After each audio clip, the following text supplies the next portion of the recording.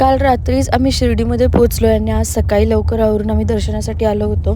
तर 2 नंबर गेटमधून आम्ही दर्शन करणार आहे, कारण मिली लहान असल्यामुळं आम्हाला तेवढं कन्सेशन भेटतं आहे. कारण 2 नंबर गेटमधून वयस्कर लोकं आणि जे लहान मुलं असतात त्यांना सोडलं जातं आहे लवकर दर्शनासाठी.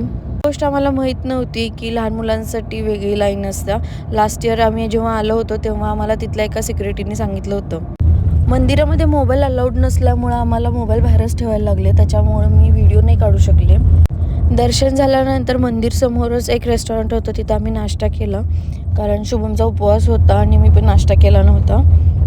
नाश्ता झाल्यानंतर आम्ही रिक्षाने रूमवरती गेलो, कारण बसची वाट बघण्या इतका वेळ नव्हता, कारण आम्हाला पुढे जळगावला जायचं होतं.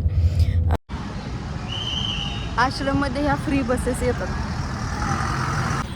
जे की आपल्याला साईबाबांच्या मंदिरमध्ये घेऊन जातात आणि आणून सोडतात. आता ॲक्च्युली हे सोडायला आलेले आहेत. शिर्डीमधून चेकआउट करून आम्ही जळगावला गेलो होतो आणि तिथे गेल्यानंतर मिली खुश झाली होती, कारण तिला तिथं नवीन फ्रेंड्स भेटले होते आणि खूप वेळ गाडीत बसून ती पण कंटाळली होती. जळगावला माझे चुलत सासू सासरे राहतात आणि आम्ही रात्री तिकडेच थांबलो होतो. या व्हिडिओचा फुल ब्लॉग मी चॅनलवरती अपलोड करणार आहे, तो नक्की बघा. थँक्यू. Bye bye.